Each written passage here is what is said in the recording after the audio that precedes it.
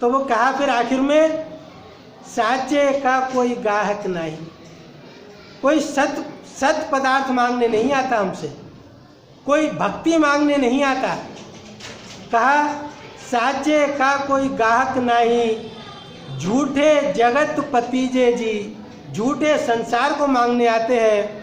कहत कबीर सुनो भाई साधो, अंधों को का कीजिए। ये आजकल धर्म का स्वरूप बन गया। ईश्वर भक्ति केवल इसलिए है, अब आप अपना निर्णय खुद करके देख सकते हैं कि हम मंदिर में, तीर्थों पर, व्रतों में, उपवास में क्या वास्तव में ईश्वर भक्ति मांगते हैं या संसार के पदार्थों की कामनाएं रखकर करते हैं। तो उसका फिर फल क्या होगा, ये हम सब फल भुगत रहे हैं। तो जो सही सत्संग है वह वास्तव में सतमार्ग आपको दिखाता है।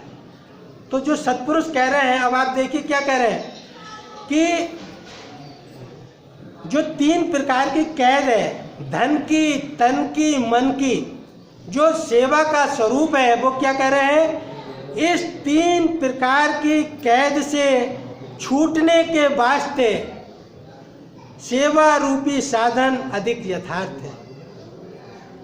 ये जो सेवा का साधन है, ये इन 3 कैद से छूटने के लिए, ना कि इन कैदों में फांसने के लिए। कैसे? धन की आशा दानी पुरुष के अंदर से नाश हो जाती है। ये देखिए विज्ञान है, जो दास ने कहा कि ये सारा अध्यात्म विज्ञान है। अब आज हमारा सबसे बड़ा रोग क्या है? सबसे ज़्यादा जो रोग है वो हमको धन की लालसा, ये सबसे बड़ा रोग है। और ये धन की लोलुपता क्या करती है, सेवा का सिद्धांत क्या करता है? आप एक छोटी सी प्रैक्टिकल बात देख लीजिए। लोग कहते हैं हम परिवार की सेवा करते हैं, क्योंकि मैं स्वार्थ को रखकर परिवार की सेवा करता हूँ, लेकिन एक सबक मिलता है। जब मैं परिवार की सेवा करता हूँ तो हम में से कौन सा ऐसा व्यक्ति होगा कि जो स्वयं खाए और परिवार का सदस्य कोई उसके सामने भूखा रहे? क्या ये हम सबका अनुभव है? क्या कोई ऐसा व्यक्ति हो सकता है कि खुद खाए और परिवार का सदस्य भूखा रहे? मेरे ख्याल से कोई व्यक्ति ऐसा नहीं होगा। क्या कोई व्यक्ति ऐसा हो सकता है कि जाड़े का मौसम हो और वो तो 4 स्वेटर पहने और एक परिवार का सदस्य उसके सामने ठंड में कांपे? क्या कभी ऐसा संभव है? कभी संभव नहीं है। लेकिन जिसके अंदर सेवा का ये शौक आ जाएगा, जिस व्यक्ति ने सेवा के नियम को धारण करेगा, वो फिर अपने परिवार से ऊपर उठ जाता है। फिर वो मैं और मेरे तक सीमित नहीं रहता, उसका दायरा फिर मैं और मेरे से बढ़ जाता है।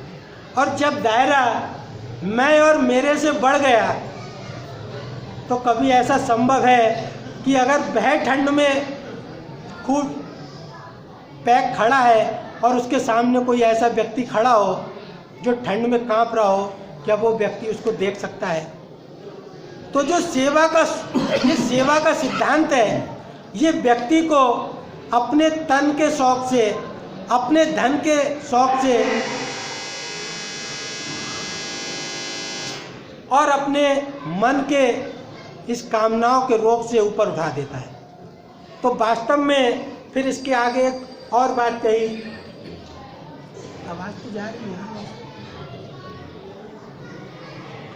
अब आप देखिए समय हो जाता है, तो मेन चीज़ क्या है, ये जो सेवा का नियम बताया सत्पुरुषों ने, इसका आध्यात्मिक स्वरूप क्या है कि जो हमारे मुख्य रोग हैं, तन का, धन का, मन का, जो सारा जीवन कभी पूरे नहीं हो पाते और सारा जीवन हम इनके कारण दुख झेलते रहते हैं, व्यक्ति इन दुखों से ऊपर उठ जाता है। तो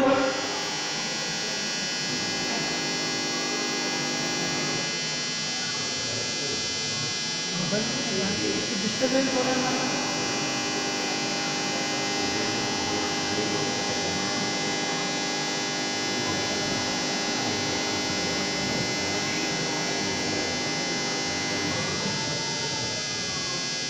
तो इसलिए हम इस नियम को ज़रा समझें, इतना समय नहीं होता, लेकिन वास्तव में जब तक हम इन सेवा के सिद्धांत को धारण नहीं करेंगे, आप निश्चित जानिए कि कभी हम इस तन धन मन के रोग से और अपनी कामनाओं की अग्नि से कभी ऊपर नहीं उठ पाते और सारा जीवन दुखी रहते हैं।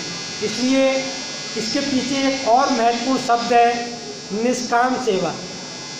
सेवा हम सब करते हैं, लेकिन सेवा का जो सही स्वरूप है उसके लिए महाराज जी ने वाणी में लिखा कि निष्काम सेवा सत्य सेवा हो।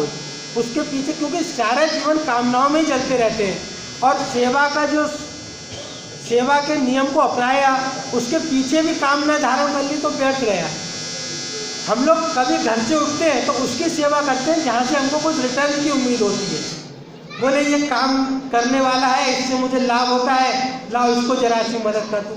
तो वास्तव में जो सेवा का स्वरूप है वो लिखा कि निष्काम सेवा सत्य सेवा हुई।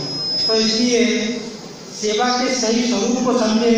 वास्तव में जो सेवा हमारे स्वार्थ को बढ़ाने वाली है वो वास्तविक में सेवा नहीं है। निष्काम सेवा हमारे विकारों को कम करती है और हमको हमारे जीवन के जो दुखों के मूल कारण हैं, जो हमारी कामनाएं हैं, उनसे हमको ऊपर उठाती है और धीरे धीरे जब व्यक्ति अपनी कामनाओं से ऊपर उठता है तो वास्तव में वो ईश्वर प्राप्ति के मार्ग पर बढ़ने में समर्थ होता है। ओम ब्रह्म सत्यम।